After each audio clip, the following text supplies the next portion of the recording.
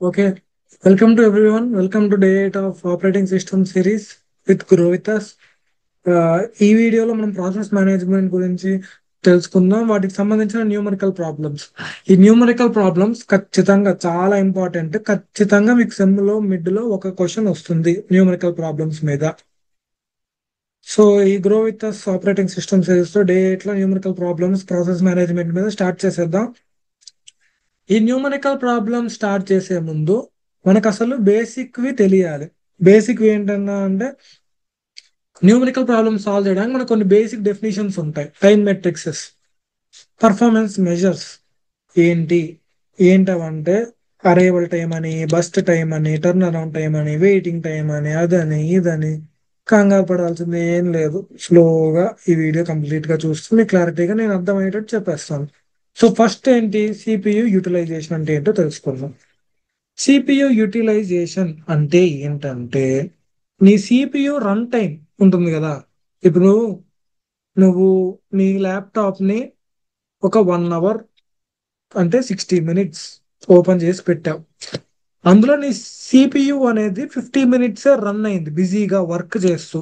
ఒక 10 minutes ideal state లో ఉంది. సో ఇప్పుడు నీ సిపియు యూటిలైజేషన్ పర్సంటేజ్ ఎంత అయ్యా అంటే నీ సిపియు రన్ టైం ఎంత, 50 by total run time 60 into 100. So 5/6 into 100 అని దీని మీనింగ్. సమ్ పాయింట్స్ లో వచ్చేస్తుంది. సేమ్ ఇదే సిపియు యూటిలైజేషన్ కూడా అంతే.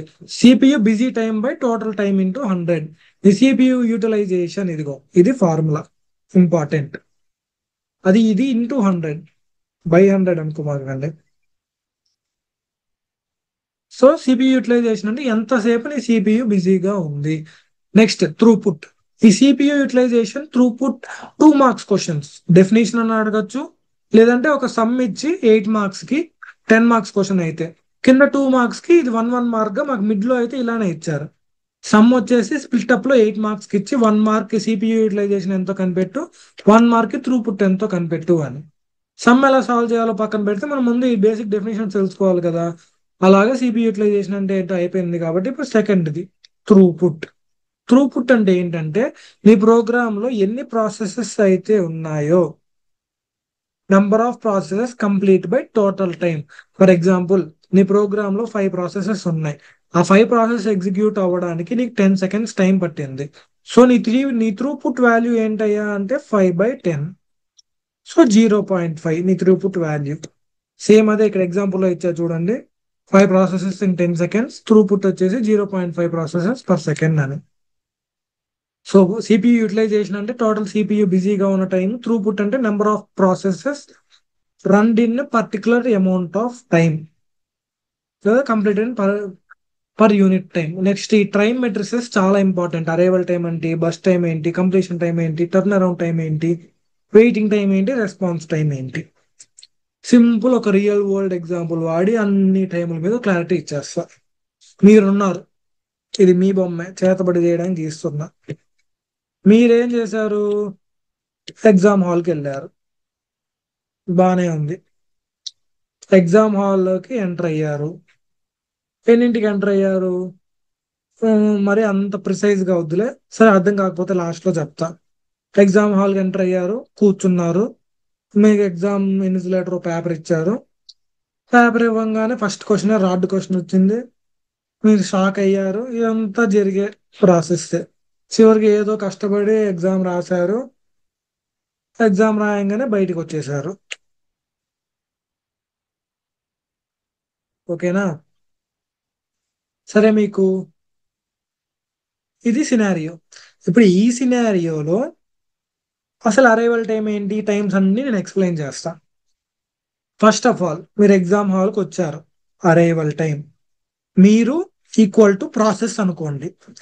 ఒక ప్రాసెస్ ఎప్పుడైతే సిపియు రన్నింగ్ లోకి అరైవ్ అవుతుందో అది అరైవల్ టైం.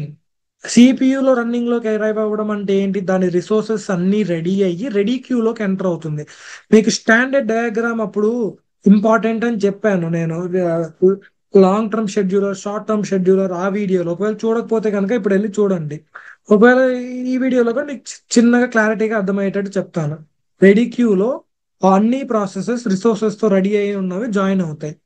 ఆ రెడీ క్యూలో జాయిన్ అయిన ప్రాసెస్ అనేవి మీకు సిపియులోకి వెళ్ళి రన్ అవ్వడం అనేది స్టార్ట్ అయ్యి కంప్లీట్ అయితే ఎగ్జిట్ అయిపోతాయి. లేదు ఏదైనా ఇన్పుట్ అవుట్పుట్ కావాలంటే వాటికంటూ సపరేట్ క్యూస్ లో జాయిన్ అయ్యి అక్కడి నుంచి మళ్ళీ రెడీ క్యూలోకి వచ్చేస్తాయి.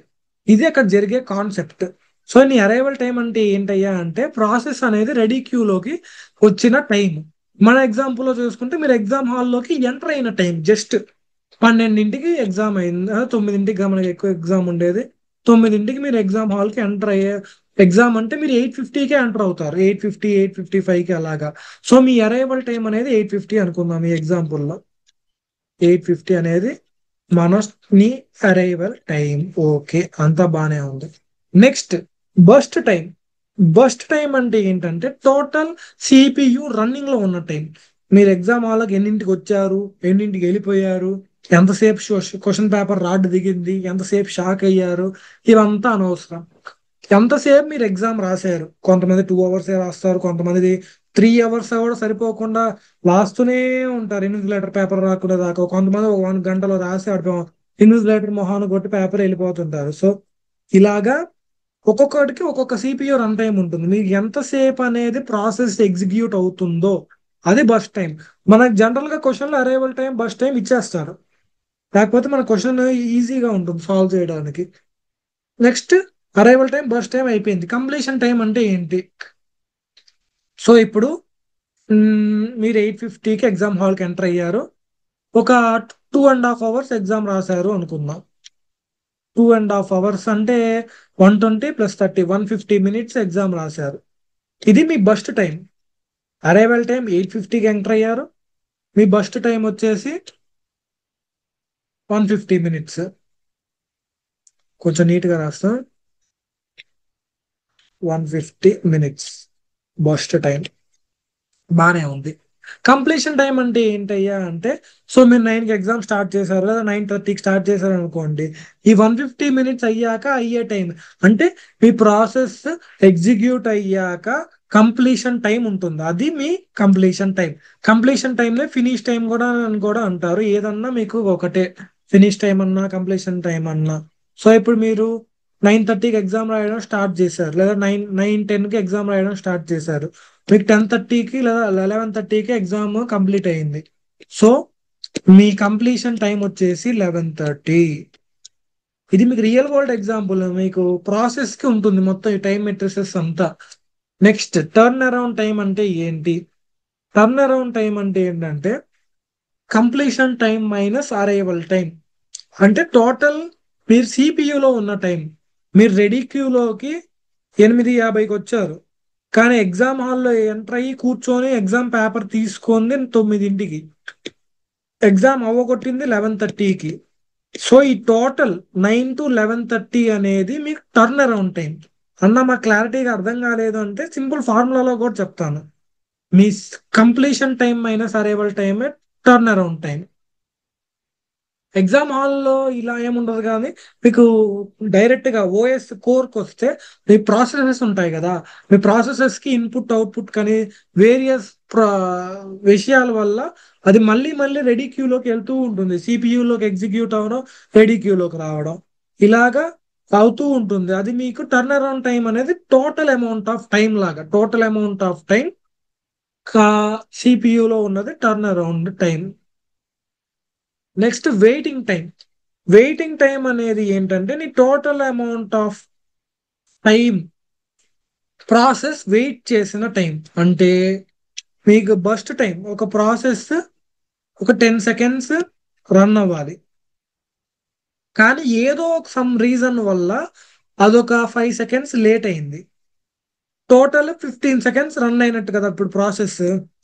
దాని బస్ట్ టైం 10 seconds అయినా టోటల్ 15 seconds ప్రాసెస్ రన్ అయింది. సో ఇప్పుడు ఈ మూడిట్లో నీ 10 seconds అనేది బస్ట్ టైం, 5 seconds అనేది waiting time, turn around time అనేది 15 seconds. Total amount of time నీ ప్రాసెస్ రన్ అయింది 15 seconds కదా. సో నీ టర్న్ అరౌండ్ టైం అనేది 15 seconds. వెయిటింగ్ టైం కూడా మీకు ఫార్ములా ఉంది, turn around time minus burst time.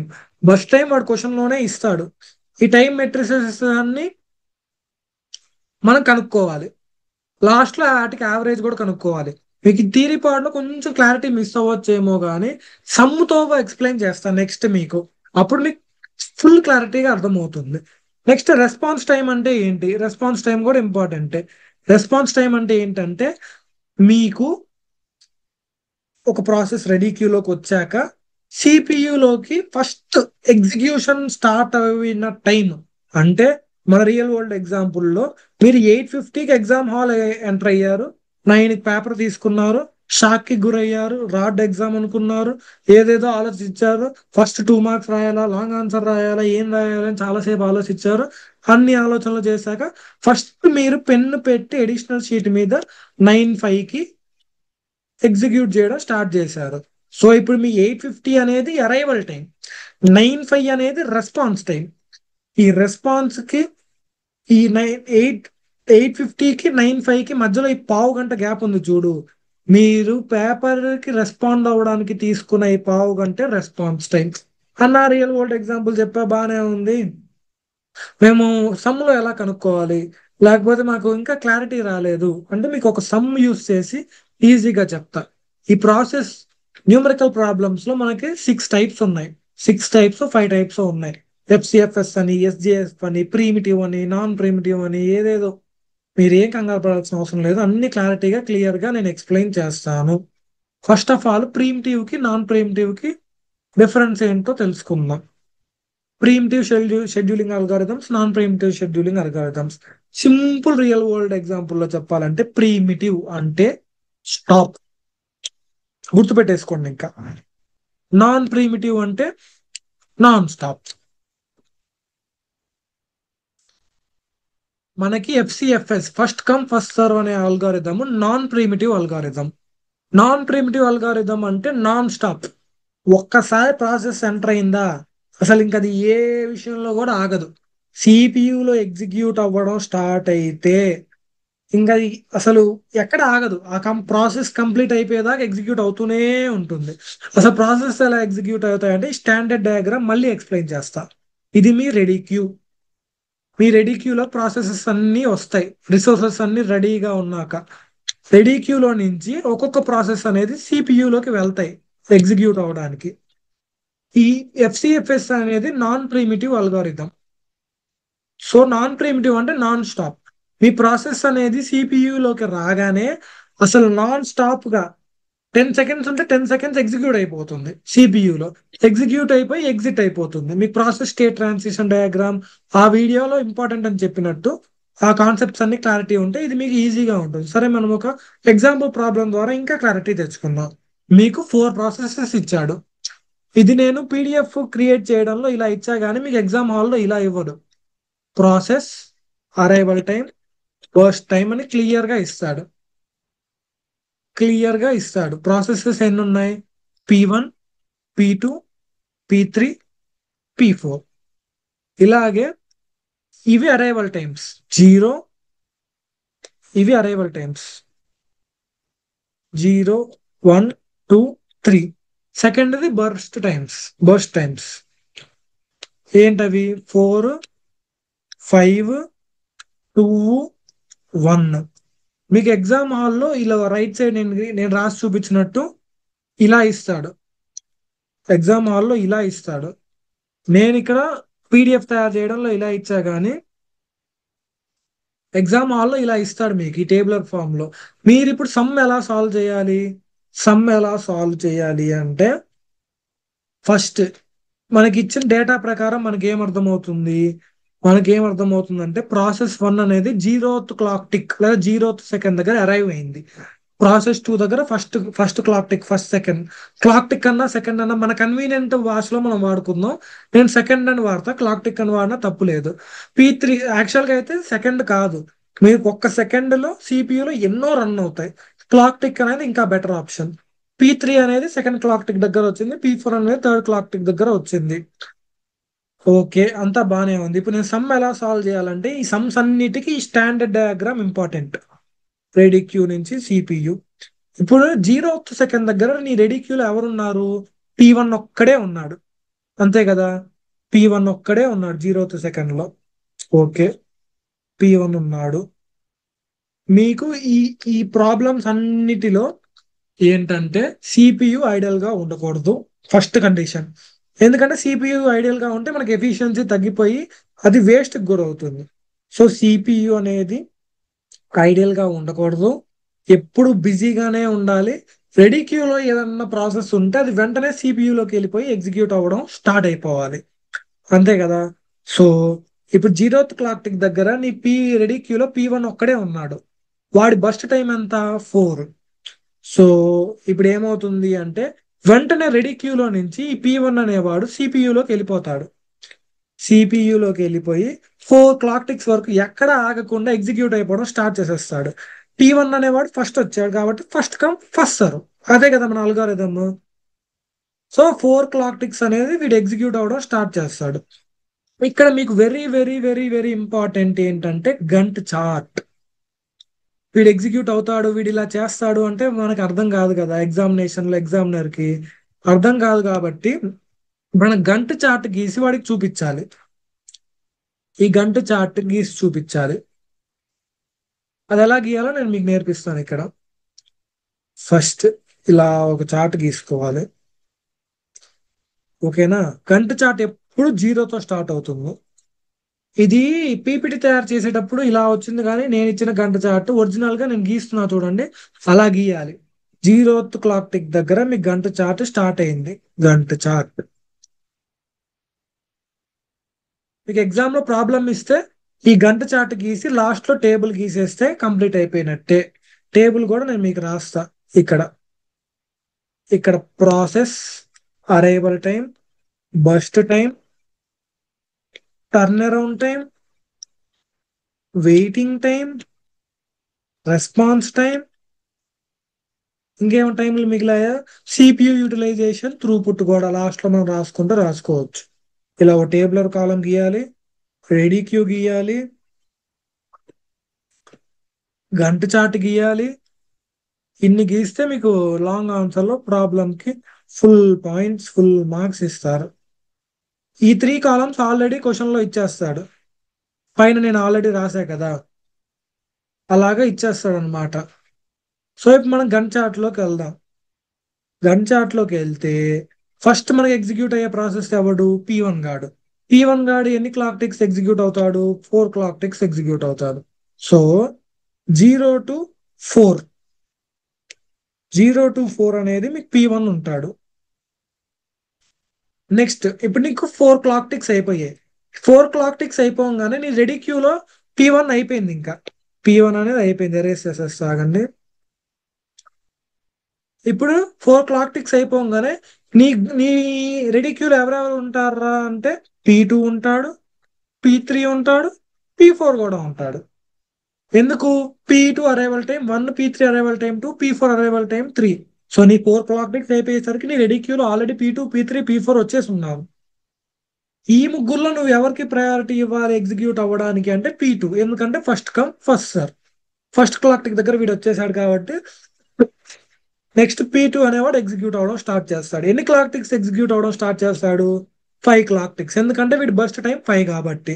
So ఇప్పుడు 4 నుంచి 4 + 5 9, 9 దాకా P2 ఎగ్జిక్యూట్ అవుతాడు. ఇప్పుడు 9 clock ticks, next P2 execute అవ్వడం అయిపోయింది. నెక్స్ట్ ఎవడు ఎగ్జిక్యూట్ అవుతాడు? P3 ఎగ్జిక్యూట్ అవుతాడు. P3 ఎన్ని క్లాక్ టిక్స్ ఎగ్జిక్యూట్ అవుతాడు? 2 క్లాక్ టిక్స్ ఎగ్జిక్యూట్ అవుతాడు. అంటే P3 2 క్లాక్ టిక్స్, అంటే 9 + 2 11 క్లాక్ టిక్స్. చాలా మంది 9 + 2 11 రాయకుండా 9 రాసి 2 ఇక్కడ రాస్తుంటారు. లేదా 4 + 5 9 కదా, 5 క్లాక్ టిక్స్ P2 ఎగ్జిక్యూట్ అయితే 4 రాసి 5 రాస్తారు. అలా రాయకూడదు. దీని మీనింగ్ ఏంటంటే సిపియు 4th క్లాక్ టిక్ దగ్గర P2 ఎగ్జిక్యూట్ అవ్వడం స్టార్ట్ చేసి దాని బస్ట్ టైం 5 క్లాక్ టిక్స్ కాబట్టి 9th క్లాక్ టిక్ దగ్గర బస్ట్ టైం అనేది కంప్లీట్ అయింది కాబట్టి ఆ ప్రాసెస్ కంప్లీట్ అయిపోతుంది. ఇలా రాయాలి. నెక్స్ట్ P3 కూడా ఎగ్జిక్యూట్ అవ్వడం అయిపోయింది. ఈ రెడీ క్యూలో మిగిలిపోయిన ప్రాసెస్ ఏంటి? P4 అనేది సిపియులోకి వచ్చి ఎగ్జిక్యూట్ అవ్వడం స్టార్ట్ చేస్తాడు. అదెన్ని clock ticks? 1 clock ticks. So P4 1 clock ticks అంటే 11 + 1 12 క్లాక్ టిక్స్. సో ఇప్పుడు నీకు 0 to 12 క్లాక్ టిక్స్ అనేది నీ సిపియు రన్ అయింది. నీ సిపియు రన్ అవ్వడం అయ్యాక ఈ ఈ నెక్స్ట్ మనం టేబుల్లోకి వచ్చేస్తే కనుక స్టార్టింగ్ టైం P1 కి స్టార్టింగ్ టైం 0, P2 కి స్టార్టింగ్ టైం 4. ఈ టేబుల్లో నేను స్టార్టింగ్ టైం రాయలేదు, ఇంకొక చిన్న కాలంలో ఇక్కడ స్టార్టింగ్ టైం రాసుకుంటే గనక P1 P2 P3 P1 P2 P3. ఒక్క నిమిషం, టేబుల్ అంతా గజిబిజిగా ఉంది, నేను అసలు క్లారిటీగా మీకు నీట్గా రాస్తా టేబుల్.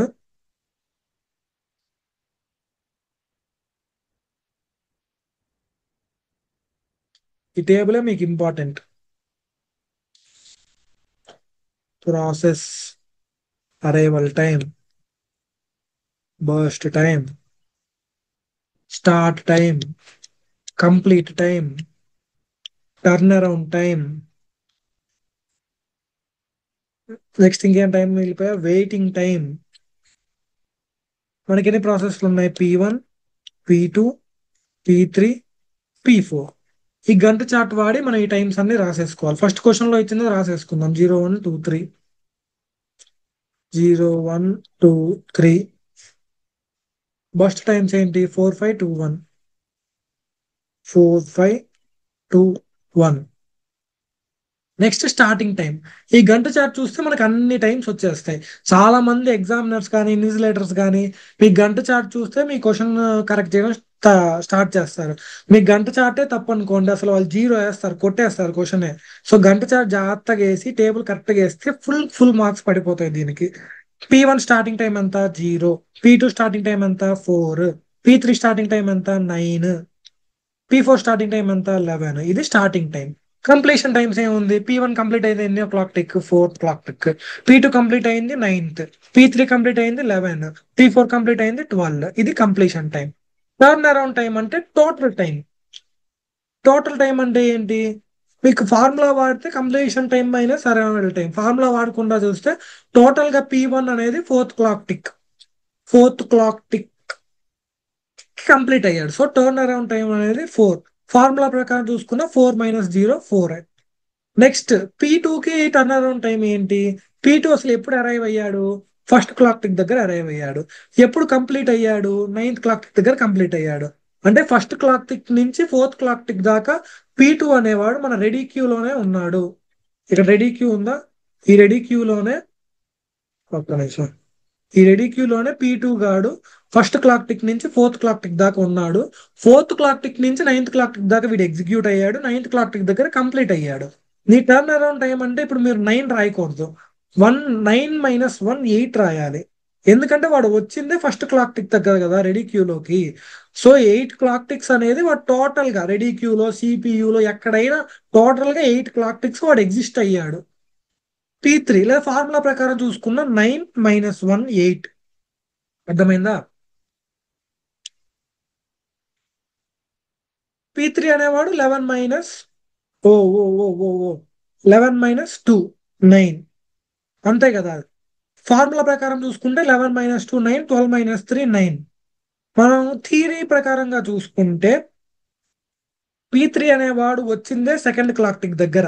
సెకండ్ క్లాక్ టిక్ నుంచి 9th క్లాక్ టిక్ దాకా వాడు రెడీ క్యూలోనే వెయిట్ చేశాడు. వాడికి ఛాన్స్ రాలే ఎగ్జిక్యూట్ అవ్వడానికి. 9th క్లాక్ టిక్ నుంచి 11th క్లాక్ టిక్ దాకా వాడు ఎగ్జిక్యూట్ అయ్యాడు. అంతే కదా? సో ఈ 7 క్లాక్ టిక్స్ రెడీ క్యూలో ఉన్నాడు, ఈ 2 క్లాక్ టిక్స్ ఎగ్జిక్యూట్ అయ్యాడు. టోటల్ గా 9 క్లాక్ టిక్స్ అనేది టర్న్ అరౌండ్ టైం అవుతుంది P3కి. మీకు థియరీ పార్ట్ చూసుకోవడమే చాలా బెస్ట్ ఫార్ములా పార్ట్ చూసుకోవడం కన్నా. లేదు ఫార్ములా పార్ట్ చూసుకున్నా ప్రాబ్లం లేదు, థియరీ పార్ట్ ఎక్కువ కన్ఫ్యూజ్ అవుతారు. బట్ FCFS అనేది ఈజీ కాబట్టి మీకు ఇలా ఈజీగా ఉంది. కొంచెం నెక్స్ట్ అల్గోరిథమ్స్కి వెళ్ళేసరికి మీకు కన్ఫ్యూజన్ అనేది స్టార్ట్ అవుతుంది. Next waiting time. Waiting time అంటే ఏంటి? Total amount of time ready క్యూలో వెయిట్ చేసిన ప్రాసెస్ వెయిట్ చేసింది. ఎన్ని ఎన్ని ఎంతసేపు వెయిట్ చేసింది? P1 అసలు ఏమైనా వెయిట్ చేసిందా?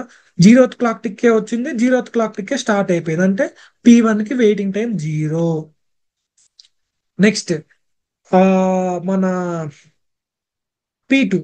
P2 వచ్చింది ఫస్ట్ క్లాక్ టిక్ దగ్గర, కానీ స్టార్ట్ అయింది 4th క్లాక్ టిక్ దగ్గర.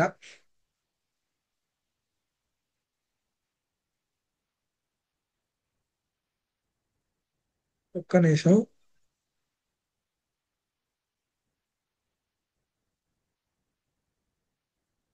అంతే. P2 వచ్చింది ఫస్ట్ క్లాక్ టిక్ దగ్గర, స్టార్ట్ అయింది ఫోర్త్ క్లాక్ టిక్ దగ్గర. అంటే ఎంతసేపు వెయిట్ చేసిందని అర్థం? 3 క్లాక్ టిక్స్ వెయిట్ చేసిందని అర్థం. నెక్స్ట్ P2 వచ్చింది సెకండ్ క్లాక్ టిక్ దగ్గర, స్టార్ట్ అయింది నైన్త్ క్లాక్ టిక్ దగ్గర. అంటే ఎన్ని క్లాక్ టిక్స్ వెయిట్ చేసింది? 7 క్లాక్ టిక్స్ వెయిట్ చేసింది అని అర్థం. నెక్స్ట్ P4 వచ్చింది థర్డ్ క్లాక్ టిక్ దగ్గర, కానీ స్టార్ట్ అయింది 11th క్లాక్ టిక్ దగ్గర. అంటే ఎన్ని క్లాక్ టిక్స్ వెయిట్ చేసింది? 8 క్లాక్ టిక్స్ వెయిట్ చేసింది అని అర్థం. సో ఈ వెయిటింగ్ టైమ్ ఇలా థీరీగా చూసుకుంటే, అన్నా మాకు థీరీ కష్టంగా ఉంది, మాకు ఫార్ములా చెప్పన్నా అంటే వెయిటింగ్ టైంకి ఇక్కడ ఇచ్చినట్టు turn around time minus burst time. ఇక్కడ turn around time minus burst time చూసుకుంటే, టర్న్ అరౌండ్ టైం ఎంత? 4. బస్ టైం ఎంత? 4. సో 4 - 4 0, కరెక్టే. 8 - 5 3, కరెక్టే. 9 - 2 7, కరెక్టే. 9 - 1 8, కరెక్టే. సో ఫార్ములా వెళ్ళిపోకుంటే కనుక టీఏటీ మైనస్ బీటీ. టీఏటీకి ఫార్ములా ఏంటి? సిటీ మైనస్ ఏటీ. కొన్నిసార్లు మీకు 2 మార్క్స్ లో ఇలా ఫార్ములాస్ ఇచ్చి కూడా క్వశ్చన్స్ అడుగుతూ ఉంటారు. సో ఇప్పుడు మీరు గంట చార్ట్ గీసి ఈ టేబుల్ గీస్తే కనుక మీకు ఫుల్ మార్క్స్ పడినట్టే. లాస్ట్ లో కొన్నిసార్లు వెరైటీగా యావరేజ్ కనుక్కోరా బాబు అంటాడు. యావరేజ్ టర్న్ అరౌండ్ టైం ఎంత, యావరేజ్ వెయిటింగ్ టైం ఎంత, యావరేజ్ రెస్పాన్స్ టైం ఎంత అని. సో వాటిని కనుక్కోవాలన్నా ఈ ఏముంది, 4 + 8 + 9 + 9, 9 + 9 18, 18 + 4 22, 22 + 8 30, 30/4 అంటే 7.25 అనుకుంటా. అంతే 7.25. వెయిటింగ్ టైం ఎంత? 7 + 3 10, 18/4. ఇది యావరేజ్. యావరేజ్ కనుక్కుంటే టోటల్ బై 4 వేస్తాం. ఇక్కడ రెస్పాన్స్ టైం కూడా రాయలేను నేను. రెస్పాన్స్ టైం అంటే ఏంటంటే అది రెడీ క్యూలోకి వచ్చాక ఫస్ట్ రెస్పాన్స్ కి వచ్చిన టైం. అది ఎలా కనుక్కోవాలి? సింపుల్. వచ్చింది 0 సెకండ్ దగ్గర, స్టార్ట్ అయింది 0 సెకండ్ దగ్గర, అంటే రెస్పాన్స్ టైం 0, వెంటనే రెస్పాండ్ అయిపోయింది. వచ్చింది ఫస్ట్ క్లాక్ టిక్ దగ్గర, స్టార్ట్ అయింది ఫోర్త్ క్లాక్ టిక్ దగ్గర, అంటే 3 సెకండ్స్ పట్టింది రెస్పాన్స్ అవ్వడానికి. మళ్ళీ వచ్చింది సెకండ్ క్లాక్ టిక్ దగ్గర, స్టార్ట్ అయింది నైన్త్ క్లాక్ టిక్ దగ్గర, సో 7 క్లాక్ టిక్స్ పట్టింది రెస్పాన్స్ తీసుకోవడానికి. వచ్చింది థర్డ్ క్లాక్ టిక్ దగ్గర, ఎగ్జిక్యూట్ అయింది 11th క్లాక్ టిక్ దగ్గర, సో 8 క్లాక్ టిక్స్ తీసుకుంది రెస్పాన్స్ తీసుకోవడానికి. మీకు ఒక చిన్న షార్ట్ కట్ కానీ టిప్ లాగా ఏమన్నా చెప్పనా? FCFS లో response time waiting time equal ఉంటుంది, ఓన్లీ FCFS లో మాత్రమే. దీనికి యావరేజ్ కనుక్కోమంటే ఏం చేయాలంటే టోటల్ వేసి బై 4 వేయాలి, ఎందుకంటే 4 ప్రాసెసెస్ ఉన్నాయి కాబట్టి. మీరు బై 4 వేసా, మీరు గుడ్డిగా ప్రతిసారి బై 4 వేయకూడదు. ఇక్కడ 4 ప్రాసెస్ ఉన్నాయి కాబట్టి బై 4 వేసాను అంతే. ఈ టేబుల్ కనుక్కొని ఈ టైం మెట్రిసెస్ అర్థం చేసుకొని గంట చార్ట్ గీసి టేబుల్ గీసేస్తే మీకు ఫుల్ మార్క్స్ పడిపోతాయి. సో మీకు ఒకసారి ఈ వీడియో పాజ్ చేసుకొని మళ్ళీ చూడండి, క్లారిటీగా అర్థమైపోతుంది. మీకు హోంవర్క్ గా నేను ఇంకొక ప్రాబ్లం ఇచ్చాను నాన్ ప్రిమిటివ్ FCF కి. ఇవన్నీ అరైవల్ టైమ్స్ 0 1 2 3 4 5 2 1 అనేది